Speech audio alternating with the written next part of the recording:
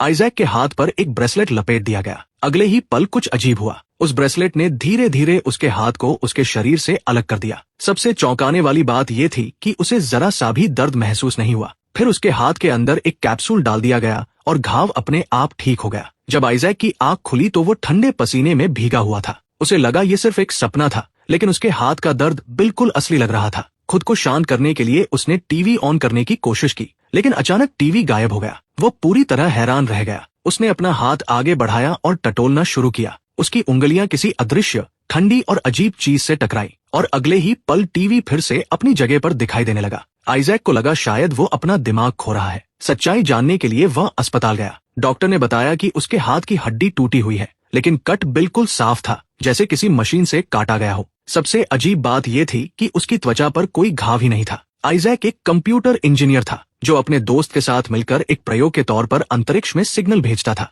कुछ समय बाद उसे सच में डेटा वापस मिला। आइजैक को अपनी रोजमर्रा की जिंदगी को व्लॉग करने की भी आदत थी। वो हर चीज को कैमरे में रिकॉर्ड करता था। एक दिन जब वो हाइकिंग पर गया, उसने कुछ असाधारण देखा। आसमान से एक रहस्यमयी चीज नीचे उतर रही थी। यह सिर्फ उसने ही नहीं देखा, बल्कि आसपास के लोग भी इसे देख सकते थे। जैसे ही पुलिस मौके पर पहुंची, आइजैक उनसे पहले ही वहां पहुंच गया। उसके सामने एक यूएफओ था, एक एलियन स्पेसशिप। उत्साहित और घबराया हुआ आइजैक उस पल को कैमरे में कैद करने की कोशिश करने लगा, लेकिन इससे पहले कि वह पूरी तरह समझ पाता कि क्या हो रहा है, स्पेसशिप अचानक गायब हो गया। तभी उसके पीछे एक एलियन प्रकट हुआ। हैरान और डरा हुआ आइजैक किसी तरह कैमरा उसकी तरफ घुमाकर रिकॉर्डिंग शुरू कर देता है, लेकिन एलियन उसे नजरअंदाज करता है और वहां से चला जाता है। खतरा महसूस करते हुए आइजैक सावधानी से भागने लगता है। अचानक एक तेज नीली रोशनी चमकती है और सब कुछ अंधेरा हो जाता है। आइजैक तुरंत बेहोश हो जाता है। बाद में जब वह अपने ऑफिस लौटता है तो वह यह फुटेज अपने एक सहकर्मी को दिखाता है। वीडियो साफ तौर पर इशारा करता है कि उसे एलियंस ने अगवा किया था,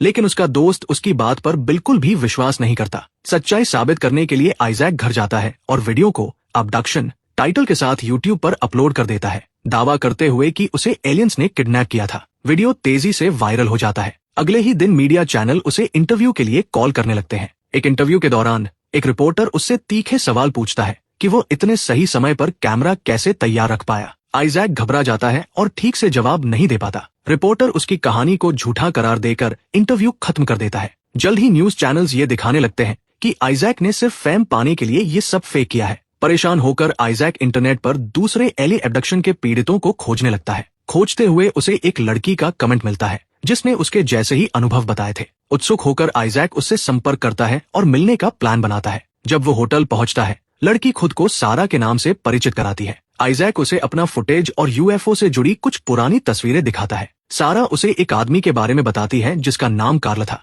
जिसे 1989 में अलास्का में एलियंस ने अगवा किया था। सारा के मुताबिक कार्ल ने लाई डिटेक्टर टेस्ट भी पास किया था, लेकिन बाद में वो रहस्यमय तरीके से गायब हो गया। जाने से पहले आइजैक सारा को अपना नंबर देता है और कहता है कि अगर उसे कुछ और पता चले तो उसे जरूर बताए। अगले दिन आइजैक उन लोगों को अपना वीडियो भेजने निकलता है जिन्होंने एलियन एब्डक्शन के बारे में लिखा था। रास्ते में उसे एक राइटर मिलता है जो उसकी कहानी बताने का ऑफर देता है और कहता है कि अगर वो लाई डिटेक्टर टेस्ट पास कर ले तो लोग उस पर यकीन करेंगे। आइजैक टेस्ट देता है और पास हो जाता है। राइटर कहता है कि वह बाद में वापस आएगा और चला जाता है, लेकिन उसके थोड़ी देर बाद ही 2 सरकारी एजेंट्स वहां आ जाते हैं और आइजैक को पकड़ लेते हैं। ये एजेंट्स एक सीक्रेट ऑपरेशन का हिस्सा थे जो उन लोगों को निशाना बनाते थे जो यूएफओ या एलियंस देखने का दावा करते थे। जब आइजैक को होश आता है तो वो खुद को एक कमरे में बंद पाता है जहां एंड्रॉइड्स पहरा दे रहे होते हैं। सारा को भी पकड़ लिया गया था और उसे अलग कमरे में रखा गया था। आइजैक के सामने एक स्क्रीन होती है जिसमें एक ऑफिसर उसे आदेश देता है कि वह सहयोग करे और कमरे में रखी चीजों की जांच करे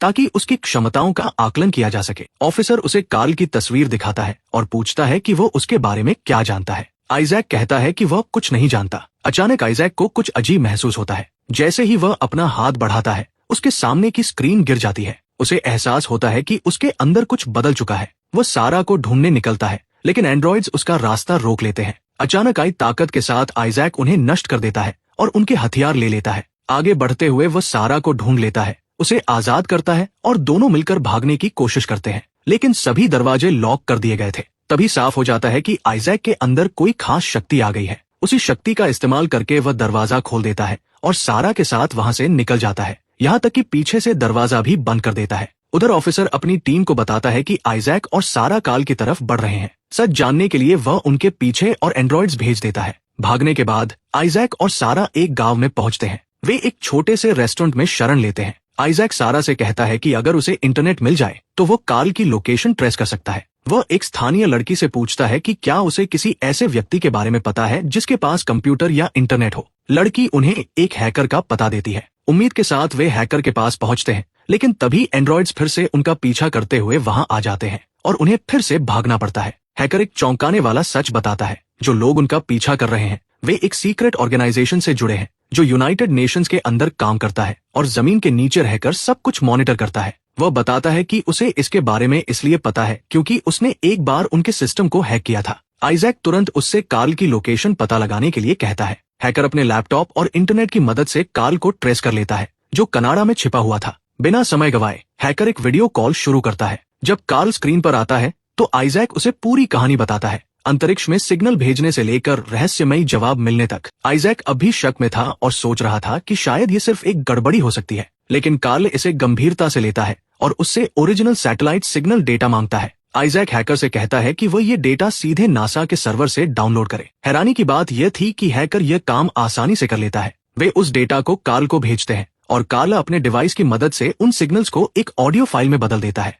उसका विश्लेषण करने के बाद कार्ल एक डरावना खुलासा करता है। ये सिग्नल्स रैंडम नहीं थे, ये एलियंस द्वारा भेजे गए थे और डिकोड किए गए मैसेज के अनुसार एलियन सिर्फ 5 दिनों में पृथ्वी पर आने वाले हैं। ठीक शाम 4 बजे कार्ल तुरंत आइजैक को चेतावनी देता है कि वह छिप जाए। वो उसे कहता है कि सभी इलेक्ट्रॉनिक डिवाइसेस को बंद कर दे या नष्ट कर दे, क्योंकि सीक्रेट एजेंसी उन्हें उन्हीं के जरिए ट्रैक कर सकती है। ये चेतावनी देकर कार्ल कॉल खत्म कर देता है। स्थिति की गंभीरता को समझते हुए आइजैक फैसला करता है कि उन्हें कार्ल को खुद जाकर ढूंढना होगा। एलियंस के आने में सिर्फ 5 दिन बचे थे, इसलिए आइजैक, सारा और हैकर कनाडा के लिए निकल पड़ते हैं। वहीं दूसरी तरफ उनका पीछा कर रहा ऑफिसर भी उनकी मंजिल का पता लगा लेता है। पूरी रात सफर करने के बाद वे अगले दिन कनाडा पहुंच जाते हैं। कार्ल को ढूंढते हुए वे एक ट्रेन में सवार होते हैं, लेकिन एंड्रॉइड्स अब भी उनका पीछा कर रहे होते हैं और रेलवे ट्रैक के साथ साथ आगे बढ़ रहे होते हैं। हैकर जल्दी से आइजैक और सारा को मास्क देता है और बताता है कि एंड्रॉइड्स उन्हें फेस रिकॉग्निशन से पहचान सकते हैं। मास्क पहनकर वे चुपचाप बैठ जाते हैं। तभी एंड्रॉइड्स ट्रेन में घुसकर यात्रियों को स्कैन करना शुरू कर देते हैं। उनमें से एक एंड्रॉइड को आइजैक पर शक हो जाता है और वह गोली चलाने की तैयारी करता है, लेकिन आखिरी पल में वे वहां से बच निकलते हैं। बचने के लिए आइजैक और सारा एक खतरनाक कदम उठाते हैं। वे ट्रेन के बाहर चढ़ जाते हैं और पकड़ से बचने के लिए उल्टे लटक कर सफर करने लगते हैं। हैकर ट्रेन के दरवाजे के पास छिप जाता है। एक एंड्रॉइड ट्रेन के ऊपर चढ़कर आइजैक का पीछा करने की कोशिश करता है, लेकिन संतुलन खोकर नीचे गिर जाता है। दूसरा एंड्रॉइड उनका पीछा करने आता है, लेकिन हैकर उसे धक्का देकर ट्रेन से नीचे गिरा देता है, जिससे वे बच जाते हैं। आखिरकार वे कार्ल के केबिन तक पहुंच जाते हैं। कैमरे से उन्हें देखते हुए कार्ल सावधानी से बंदूक लेकर बाहर आता है। उनकी पहचान पक्की करने के बाद वह उन्हें अंदर आने देता है और बताता है कि सीक्रेट एजेंसी उनका पीछा कर रही है। फिर कार्ल उनके हाथों में कुछ अजीब डिवाइस बांधता है और खुलासा करता है कि एलियंस ने उनके अपहरण के दौरान उनके हाथों में ट्रैकर्स लगा दिए थे। यही ट्रैकर्स एजेंसी को उन्हें ट्रैक करने में मदद कर रहे थे। जैसे ही कार्ल उन ट्रैकर्स को निष्क्रिय करता है, ऑफिसर अचानक उनका सिग्नल खो देता है। कार्ल उन्हें सुरक्षित जगह की ओर ले जाते हुए बताता है कि वो पिछले 20 सालों से इस घटना पर रिसर्च कर रहा है। उसने एक ऐसा डिवाइस भी बनाया है जो किसी भी सिग्नल को ऑडियो में बदल सकता है। वो बताता है कि उसने भी एक बार अंतरिक्ष में सिग्नल भेजा था और जवाब मिला था, लेकिन वो आइजैक के सिग्नल जितना मजबूत या साफ नहीं था। जल्द ही वह पल आ जाता है। स्पेसशिप के आने से कुछ मिनट पहले कार्ल के केबिन के आसपास अजीब और डरावनी आवाजें गूंजने लगती है। कुछ असामान्य महसूस करते हुए आइजैक बाहर जाकर जांच करने का फैसला करता है। पास के जंगल में वो उस आवाज के स्रोत को ढूंढने लगता है। अचानक एक एलियन प्रकट होता है और उसका पीछा करने लगता है। डर और बेबसी में आइजैक चिल्लाता है, तुम मुझसे क्या चाहते हो? और तभी दृश्य काला हो जाता है। कुछ ही पलों बाद आइजैक फिर से केबिन के अंदर होता है, लेकिन इस बार एलियन भी उनके साथ होता है। कार्ल अपने डिवाइस की मदद से एलियन की भाषा को समझने लायक बना देता है। एलियन अपना असली मकसद बताता है। वे इंसानों का अध्ययन करना चाहते हैं। वे जानना चाहते हैं कि इंसान कैसे जीते हैं, कैसे सर्वाइव करते हैं और पृथ्वी दूसरे ग्रहों से इतनी अलग क्यों है। बात करते हुए एलियन उन्हें कई विजन दिखाता है और इंसानी इतिहास से जुड़े सवाल पूछता है। एक विजन में वे यीशु मसीह को देखते हैं। आइजैक उसे बताता है कि वे कौन है। एलियन जवाब देता है कि वे पहले से ही उनके बारे में जानते हैं और उन्हें ब्रह्मांड का एक खास और महत्वपूर्ण व्यक्ति मानते हैं। फिर आता है सबसे चौंकाने वाला खुलासा। एलियन कहता है कि आइजैक ही उनके सभी सवालों का जवाब है। इसी बीच सारा अपने हाथ में दर्द की शिकायत करती है, जो उसे अपहरण के बाद से हो रहा था। एलियन बताता है कि उन्होंने आइजैक और सारा दोनों के हाथों में ट्रैकर्स लगाए थे। इसे साबित करने के लिए वो सारा के हाथ पर एक डिवाइस रखता है। उसका हाथ बिना दर्द के खुल जाता है, ट्रैकर निकाल दिया जाता है और तुरंत ठीक भी हो जाता है। लेकिन जैसे ही एलियन आइजैक का ट्रैकर निकालने वाला होता है, तभी ऑफिसर और उसकी टीम केबिन के बाहर पहुंच जाते हैं। वे कार्ल को धमकी देते हैं कि अगर वह बाहर नहीं आया तो उसे मार देंगे। कार्ल बाहर जाता है और ऑफिसर उसका सामना करता है। पता चलता है कि कई साल पहले एक घटना के दौरान ऑफिसर का पिता गायब हो गया था और वह कार्ल को इसके लिए जिम्मेदार मानता है। कार्ल इनकार करता है, लेकिन ऑफिसर उस पर विश्वास नहीं करता और उसे गोली मार देता है। ये देखकर सारा बाहर दौड़ कर आती है, जिससे उनकी मौजूदगी का खुलासा हो जाता है। ऑफिसर समझ जाता है कि आइजैक अंदर है और धमकी देता है कि अगर उसने सरेंडर नहीं किया तो वह सारा को मार देगा। जब आइजैक हिचकिचाता है तो ऑफिसर बेरहमी से सारा को गोली मार देता है। उसी पल आइजैक का ट्रैकर आखिरकार निकाल दिया जाता है। एलियन उसे अपनी टेलीकिनेटिक शक्तियों का इस्तेमाल करने के लिए कहता है। भावनाओं और शक्ति के एक विस्फोट में आइजैक एक्शन लेता है। सबसे पहले वह हैकर को खतरनाक लेजर अटैक से ठीक पहले टेलीपोर्ट करके बचा लेता है। फिर बाहर जाकर वह अपनी शक्तियों से ऑफिसर और उसकी पूरी टीम को पल भर में गायब कर देता है। हैकर ये सब देखकर हैरान रह जाता है, उसे समझ ही नहीं आता कि अभी क्या हुआ। इसी बीच एलियन कार्ल और सारा दोनों को फिर से जिंदा कर देता है। वह उन्हें अपने स्पेसशिप में ले जाता है और एक सुरक्षित जगह पर पहुंचा देता है। कहानी फिर 6 महीने आगे बढ़ती है। अब आइजैक और सारा शांति से रह रहे हैं और आइजैक अपनी टेलीकिनेटिक शक्तियों को और बेहतर तरीके से सीख रहा है। कार्ल और हैकर ने मिलकर अपनी एक सीक्रेट ऑर्गेनाइजेशन बना ली है जो छिप कर काम करती है। जहां तक ऑफिसर की बात है, उसे बिना सबूत कार्ल और सारा को मारने के कारण उसकी पोस्ट से हटा दिया गया और उसे ये भी नहीं पता कि दोनों अभी जिंदा है। अंत में